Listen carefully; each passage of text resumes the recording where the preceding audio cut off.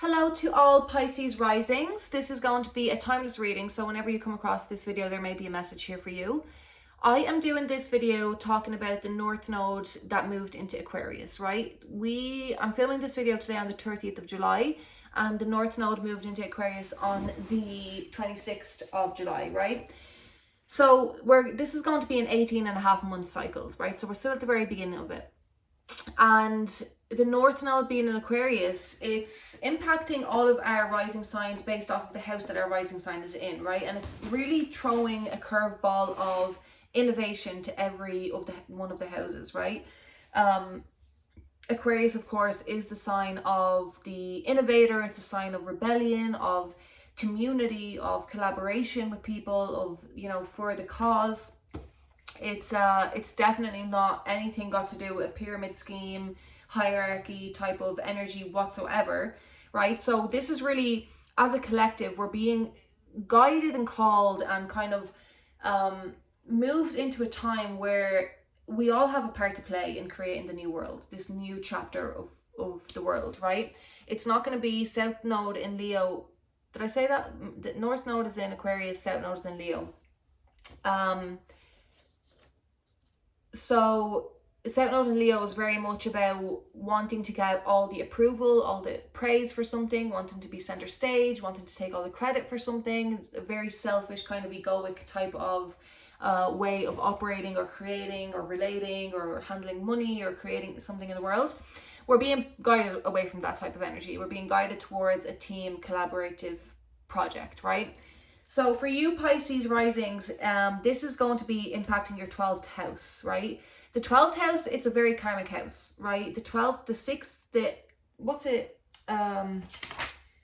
6th, the 8th, and the 12th houses are very karmic houses, because the lessons that come with those houses are quite deep. It can feel very like past life type of energy, very deep rooted kind of patterns and themes in these houses, right? 12th house is all about really your subconscious, right? And your spirituality and your connection to the divine and dreams and all this type of mystical type of stuff, right? So your theme with this Aquarius being in the 12th house, it's really about just like universal compassion, right? Like your gift and what you're going to be able to give to the collective, right? Because this is ultimately like the things that we're individually going through is going to be what we can share and what we can give to the collective.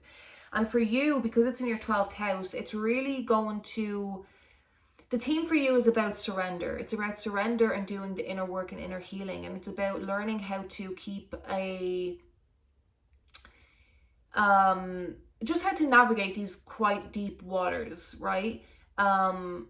And that's how you're going to be able to guide people, guide the collective as well. That's like your medicine that you're going to be able to share with the world, right? It's all about your, trusting your intuition, and it's about your spiritual resilience, right? So you navigate in this, the more that you can surrender, the more that you can go inwards, the more that you can face your fears and do the inner work and do the healing, and the more you can trust your intuition to guide you and lead you away from what you need to go away from or towards what you need to go towards. This is going to really be creating or deepening your spiritual resilience, and this is what you're going to be able to share with everybody else.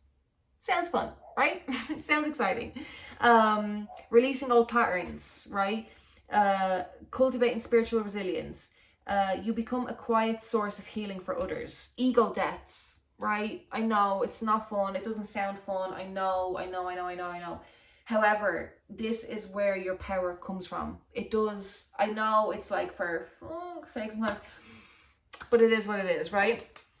And to help you detach as you're navigating this, to help you detach and to be able to guide others through your own example, right? Pisces risings. I know, but look, you'll be. Oh, I just seen the moon card. That was you. That's the Pisces card. We just had the full moon in Aquarius as well on Wednesday. Today is, what day is it today? Thursday? Yeah, I think so.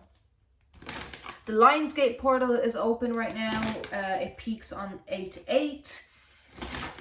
Eclipse season is just around the corner as well. So there's, it's busy, as it always is. It's always busy. It's like, there's no point in saying this is such a deep time, because it's always a deep time. Anyways, I'm going to give you a reading as well. I'm going to pull a few cards, see what else you can kind of expect for this 18.5-month cycle. So March 2028 is when this is, how long this shift is going to last for, okay?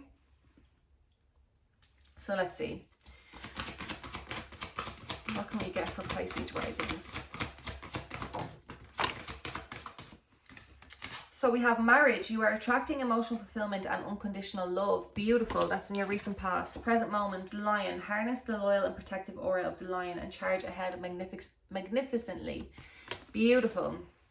And we get one more. Death. Ego death.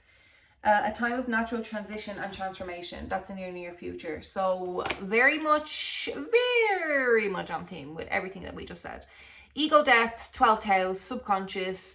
It's about going inward and realizing, I was just about to say realizing your patterns, right? That's the devil card on the bottom of the deck. Take care immediately to avoid temptation and deceit. Ego death is all about, you know, it's when we go into the depths. It's when we realize our patterns, our shadow. It's when we overcome or we surrender. Ego death doesn't happen like, it forces you to surrender. And ego death forces you to surrender to who you once were. It forces you to surrender to your coping mechanisms, your addictions, your old belief systems, like, you know, and it completely transforms you, because this is the ego death, this is the persona, this is the you know, identity that you've built based off of your traumas and based off of your unhealthy ways of coping, and, you know, all the things that are really just not in alignment with your heart, with where God wants you to actually be, not in alignment with God, right? Not that you're not in alignment or you're not don't have a connection with God. That's not what I'm saying at all. It's just the ego death, like the ego causes us to make decisions, you know, that are not always for our highest good, in the sense that, you know, they don't come from the right place a lot of the times. It's usually based off of past conditioning. And if those past conditionings were not healthy ones, or were not good examples, or were not, you know, anything of that nature, then it's, you know, it takes you can imagine what kind of trajectory that takes you down on. Do you know what I mean? So you got this, Pisces risings, and this is going to be your medicine, your gift, really. Like we each have a purpose, we each have a mission here, like, you know, we really do, and you are your purpose. That is literally my brand, like, you are your purpose, right? Let's see what else we have for Pisces risings here. Okay, let's go. So we have feeling safe, follow your dreams. I'm getting that a lot as well, and creative expression. I'm getting follow your dreams a lot, and especially for in the present moment, exactly where this fell. So a lot of you could definitely be getting messages in your dreams, right? Moving forward fearlessly on the bottom of the deck. Pay attention to your dreams, 100%. Pisces are all about swimming in the depths and swimming in the subconscious and swimming in the dream space in the world, and this is all such 12th house energy. So pay attention to your dreams, write them down. You're getting messages there, you're getting intuitive insights in your dreams. So write them down the moment that you wake up, even if you jot them in your phone really quickly, it doesn't matter, just put them down. And pay attention to recurring dreams, pay attention to messages, pay attention to, for some of you, a deceased family member, a deceased person, friend of your past appearing to you in your dream to give you guidance.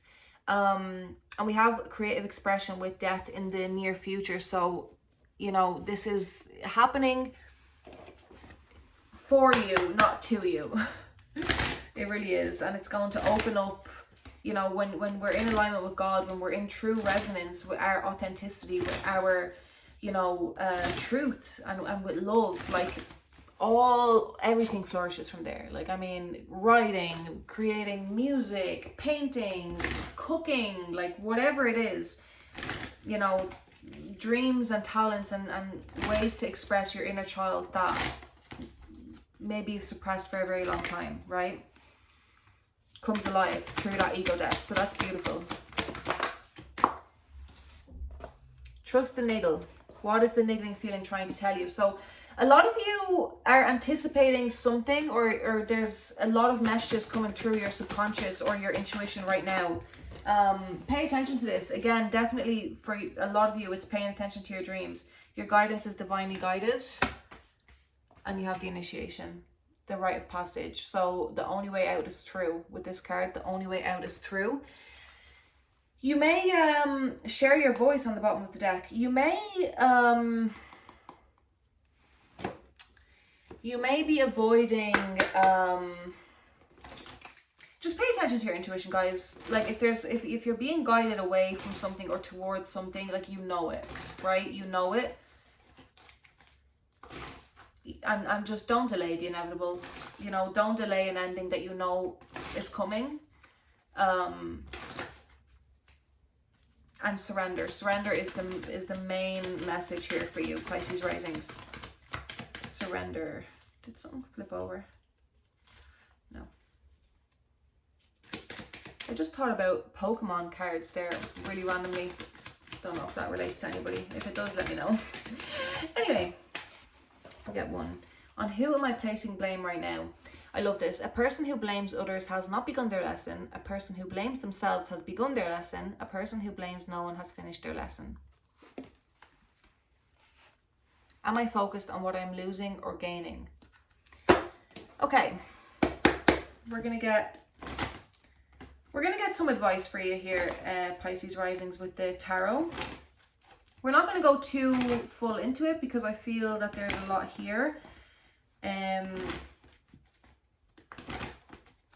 Gonna get some advice. No, do you know what? I'm gonna do it with the Animal Spirit deck. I just felt to do that. I'm gonna give you advice with this beautiful, the Wild Unknowns Animal Spirit deck. Let's see. Golden Egg with the moth on the bottom of the deck. Let's get one more. And the mouse. Okay, moth on the bottom of his deck again. Right, let me read these to you here. Did I show you the golden egg? I think I did, but let me just show you again. Message at the center of the heart, the unstruck sound. Alignment, truth, love. Within the golden egg lives a precious sound. The intuition, guys, right? Deep within that sound resides a message. The sound cannot be heard nor the message discerned until we retreat from the noise of modern day life. The magical essence of the golden egg needs warmth, quiet, and time to unfold. No rushing, pushing, or grasping. So it needs complete surrender. It needs complete surrender for the message to come true, for the heart to speak. Find a place of deep and restful ease, perhaps through yoga, nidra, or meditation. If you do not yet have a meditation practice, take some time for introspection or contemplation. So, like complete 12th house energy, going inward. When the mind begins to settle and the breath is calm, ask the question that weighs heaviest on your heart, staying open to any response you hear. Engaging with the energy of the golden egg is an advanced practice. It requires becoming intimate with our very essence and comfortable with vulnerability. When a feeling of tenderness or gratitude arises from deep within you, know that you are well on your way. Your chest may swell like you are seeing an old friend that's been away for a long, long time. Listen to the message they've been waiting to tell you. The golden egg in the fourth chakra. The subtle essence of the golden egg is nestled deep within the heart center at the fourth chakra. This chakra, called Anahata, is the home of the self of our soul, of the self or soul. By bringing the mind into the center, we discover a portal to the most intimate and luminous space. It is said our inner guide sits there in deep meditation, waiting for us. Anatta translates as the unstruck sound. You guys, that's beautiful. Surrender to it all. Just do it. Honestly. I'm going to do the mouse. The mouse says, detail-oriented, small-minded, nitpicky, and nervous. The mouse has an innate desire to tend to the details. It often spends its days fixing, preparing, organizing, and scrutinizing. Unfortunately, a mouse personality doesn't notice when they've gone too far. Strayed too far from the heart, too far out of alignment, and just needs to zip back into place. Soon they begin to have a limited and fearful vision of life and try to control every detail. Did something else? Okay. This can be quite a painful experience for both the mouse and those around them. When mouse energy is at play, step back for a moment. It may be time to find a more purposeful project to delve into, one that's worthy of your exacting eye. When in balance, organised, resourceful, prepared. When out of balance, busy with no purpose, to bring into balance a meaningful project. Okay, you guys, I'm going to leave that there. If you enjoyed this reading, please like and subscribe. I'm trying to make it to 1,000 subscribers before the end of the year, so I really appreciate it. And do let me know what's going on for you, Pisces rising, and I will see you in my next video. Take care.